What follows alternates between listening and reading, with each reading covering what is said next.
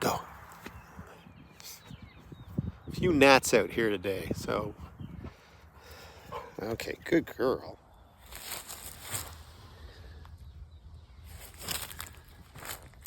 Lots of deer tracks back here in the back acres of the property. Like loads of them, eh, Blue? So many deer tracks. Hi everyone, welcome back to the Woodland Reboot. It's Peter here at the Reboot. I got lucky. A neighbor gifted me this great ash log. 9 feet long, 14 to 16 inches in diameter. So the project today is going to be getting it out of the pickup truck and getting it onto the sleeper logs over here at the mill. Not going to mill it up immediately. I'll try to paint those ends to keep it from drying out too quickly. And part of the process is I'm going to have to get the Ford 9N tractor up and running out of its winter hibernation and use it to pull that log out of the back of the pickup truck. There's the Ford 9N stored for the winter. I've got all the fluid levels checked, batteries back in place underneath the cover here. Let's see if we can get that started up, get it outside, and put it to work in this new summer season.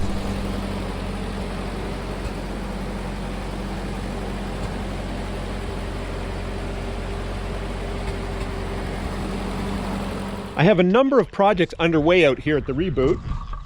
As you've seen from the last few videos, I'm trying to refurbish, upgrade this trailer.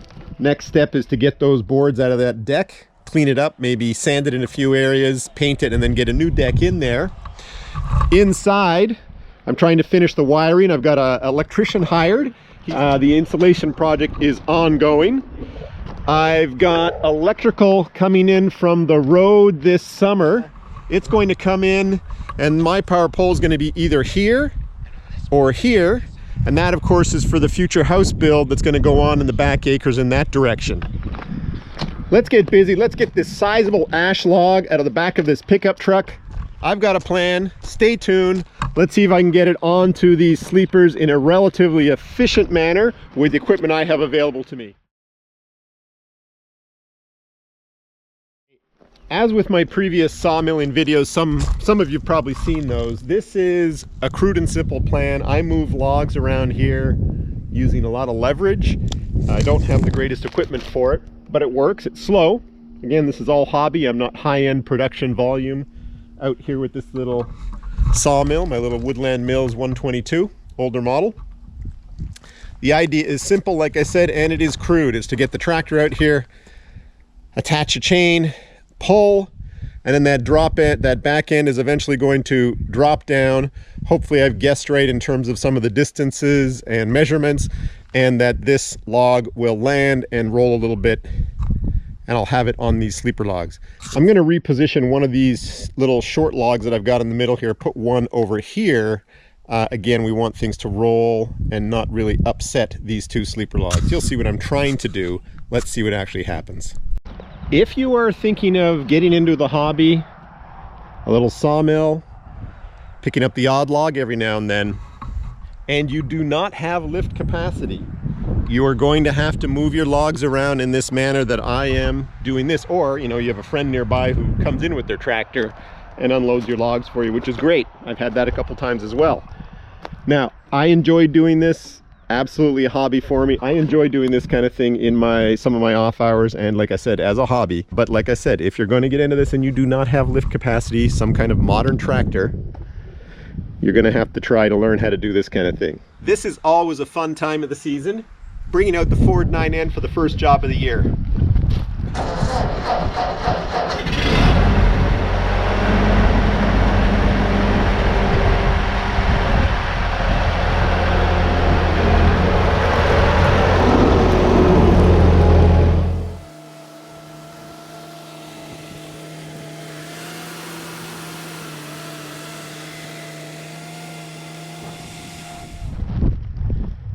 Chain attached to the log, running down here to the back end of the tractor, the business end here. Didn't have enough of that chain, so I've added this extra link with this heavy-duty lock that I use to secure the sawmill with. That's a pretty chunky, beefy girth on that there, so I don't think the block is going to break. If anything, this chain here would break, but I think I'm good. So let's fire this up.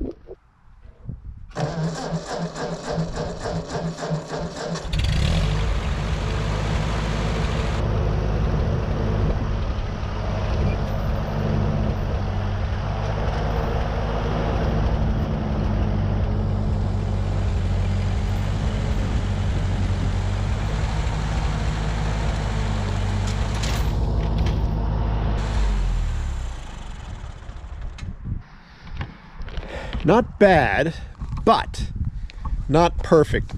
Ideally, the sleeper here wouldn't have been hit and knocked out of position. So what I'm going to do, instead of pulling any more with the tractor, I'm going to hop in the truck, pull forward, log is going to drop down.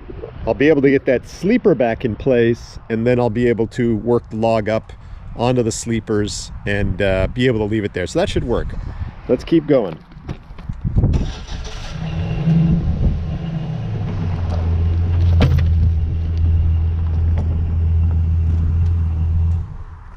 All right, that's up. It's on the logs. It's on the almost on the sleepers completely. These two little short logs have worked perfectly.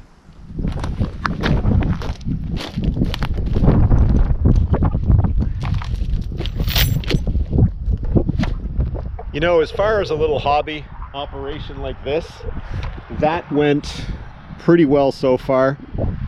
The old tractor's working well. The antique is fired up on first crank this morning. Stored all winter long, stored correctly. You've got to store this old equipment properly. You've got to maintain it.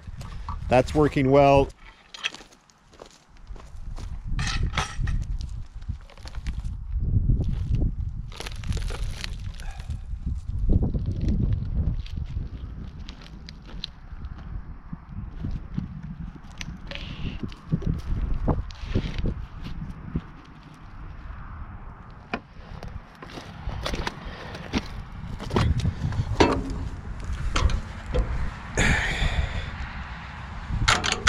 Here's the cockpit of an antique Ford 9N.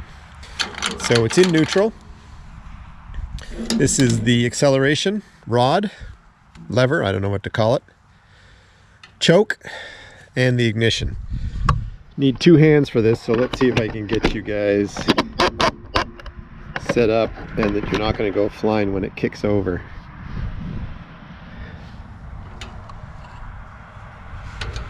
Neutral.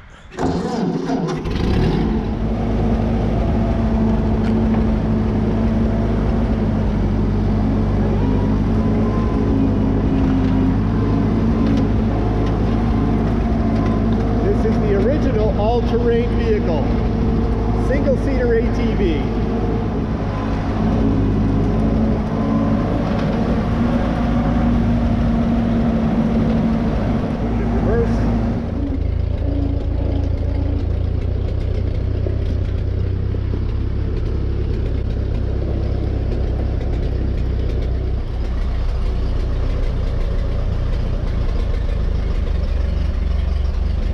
Here's how you turn off one of these old tractors.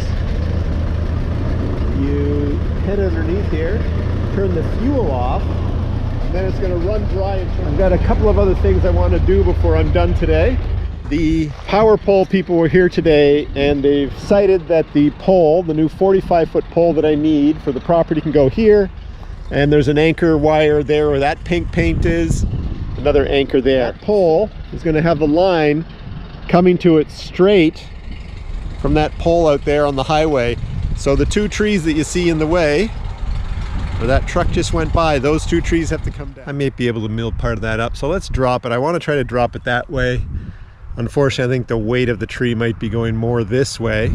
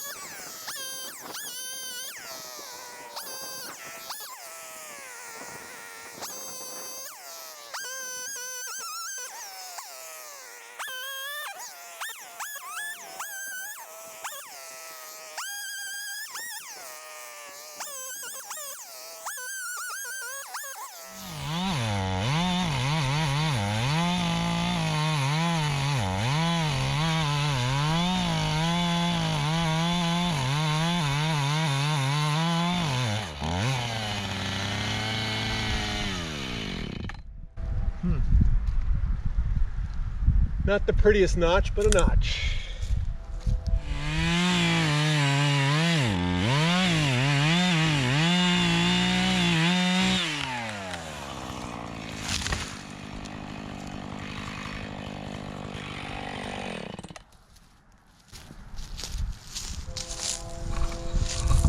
That one was a lot better. Pretty much went right down where I was hoping it would go. And there might be maybe a 6 or 7 foot log in this one that I could mill up also. There's the power pole there that needs direct access, line of sight, down to that point right down there between the red barn and the sawmill shed. It's where the power pole goes. Let's take a look up now to the highway, and look at that. You can actually see the power pole. So unfortunately, I had to remove those 2 trees to meet the requirements of putting that overhead wire into the property here. Guys, that's it for today. Thanks for watching. Please subscribe, like, and share.